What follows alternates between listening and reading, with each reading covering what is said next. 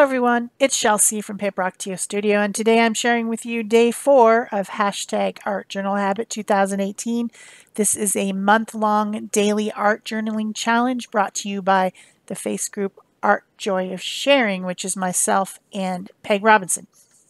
So I am using a 6x8 loose leaf junk journal made out of the flyers that I got during this recent election. That's what it's all made out of. It's just trimmed down to 6x8 if it wasn't already that size. This one's got a page on the back side. It's got page 3 on the back side, so I'm doing page 4 on the front side. And there is some gesso on the page, but it doesn't cover everything up, of course. And so I decided to use some collage in bright colors to cover up the background to start out with my first layer. I'm using my new Tim Holtz collage brush, and it's really nice, really nice. I don't know why I never had a wider brush, or I just always have used a thinner one, but this is really great for putting down this background. I'll be sure to link where you can buy it at Amazon down below. If you use my links on Amazon that I always put below the videos, it gives me a few cents for affiliate for me getting you there. So I always appreciate if you use my links if you're going to buy something that I recommended. So after I glued all that down, and by the way, I was using Dina Wakely matte medium. Is something that I had. I need to use it up. It's pretty nice. It's looser than the one I normally use, which is the Liquitex matte gel medium, which is my favorite. But this one's nice too. Wanted to try it. You know, you have to try everything that's out there. So that's what I put all those strips of paper down. And those were gel prints. I don't know if I mentioned that. Some of them were on deli paper. Some of them were on regular text weight printer paper. And a couple of them were the edges, like if I use my 12x12 gel plate, there's always paint around the edges because I'm trying to get a full 8.5x11 sheet. So there's usually paint around the edges, and so I'll put another piece of paper on there to pull up that paint on the edges rather than leaving it on the plate and getting it all over my hands when I go to pull up the main piece. And those edge pieces sometimes turn out really nice. So the few of those strips are actually that. So I was inspired to use this napkin for this prompt today, which was feel. And this napkin came to me recently in Happy Mail from Trish. And I was going to try out my new DecoArt napkin glue, but I discovered that it was matte, and this napkin had some gold foil on it. I didn't want it to get matted down. So I used glossy collage page instead. That's one of my only glossy ones. I generally use matte, but if you're putting matte medium over something that's shiny or glittery or shimmery, then you're dumbing it down. You're making it not shiny anymore or less shiny, and I don't like that. So I wanted to keep that gold, and then to add in some more gold around the page, I used some PBO Dina gold iridescent paint and just kind of sponged it around the edges and in between the design, and over some of the area on the yellow piece it was a piece of deli paper, and some of the printing from the original junk mail was shining through. So now I have gold all through my composition, which is what I wanted. If you have a color in one place, you should have it all over the place. But what I was thinking when I saw the prompt feel was about how other people think you should feel.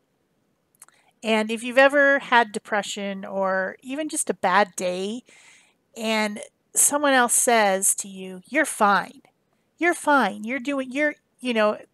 nothing wrong, you're fine. That just drives me bonkers. How does another person begin to tell you how you feel or what you need for your own self? You know what I'm saying? It's just something that's like one of my little pet peeves, because that's happened to me quite a bit. And I'm an introvert, and people will constantly tell me how I should interact with other people and how I need socialization and how I should join the party. And I've had depression before, and people will tell me, "Oh, you're fine. There's nothing to be sad about. There's nothing to be, there's just no reason you should be happy." Well, what do they know? You know what I'm saying? So that's what this page is about. I wanted a happy page. I wanted a cheerful page, but I did want to express that's what the prompt brought me to when I saw the prompt feel. And so it says today is your day, which probably the napkin was probably a birthday napkin, but that's not really what I used it for. I wrote in the words over the top, feel how you want to. Today is your day, feel how you want to. You know, if you want to have a bad day, that's your prerogative. You can do that. If you want to be angry or grumpy or whatever, you can do that. If you want to feel happy and cheerful and excited, if you want to feel proud of yourself, all those feelings, you own them. This is your day. You own them. And don't let anyone else tell you how to feel about anything, because they're just not inside your head, and they can't possibly know your reaction to anything. So Trish had also sent me these little cactus stickers, which also were perfect for this page, so I decided to use them as well. But I needed a place to put them because they're clear stickers, and also, and in fact, the napkin, it would have been a good idea if I'd put some white behind it before I collaged on the napkin, because it was so see-through that it got kind of dulled down by the bright colors in the background. But I just used my finger and made some spaces for some of these stickers down at the bottom of the page. And then that has the white behind it so that the sticker can stand out, and the colors of the stickers can be seen. And they are so cute. They're like all these little cactuses in pots, and then they have these different expressions on their faces. There's little faces drawn on them, and they have all these different expressions, which are expressions of feelings.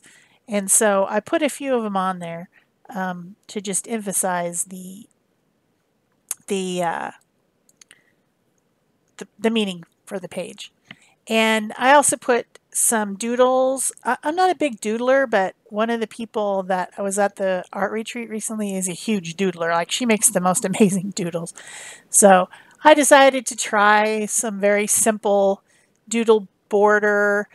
They call that lady humps at the art retreat. That's what they were calling it. But it just, just like a scalloped border. I don't know. Then also, something that was bothering me the entire time that I was doing this page was that I got the napkin a little bit off center. And so I was constantly trying to figure out a way to make it look more better. And I ended up putting a heart on the left-hand side, a doodle heart on the left-hand side, which did kind of balance the page. It was just driving me bonkers. Now it doesn't drive me crazy as much because of the heart, but that happens later. But I put smaller border on the right side and a little bit larger border on the left side, trying to do that balance thing, trying to get it more balanced. I don't know if that bothers other people, but it drives me bonkers, really does. So then I decided I needed a little bit more colors, so I added some. This is a mark making stencil. I think it's what's her name, Julie Fanfay-Balzer. I think it's her design, but I'm gonna go. It might not be, so I'm gonna try to find it and put the link to it if you would like to have this type of a mark making stencil. I know it's from the Crafters Workshop, but I'm not sure the designer.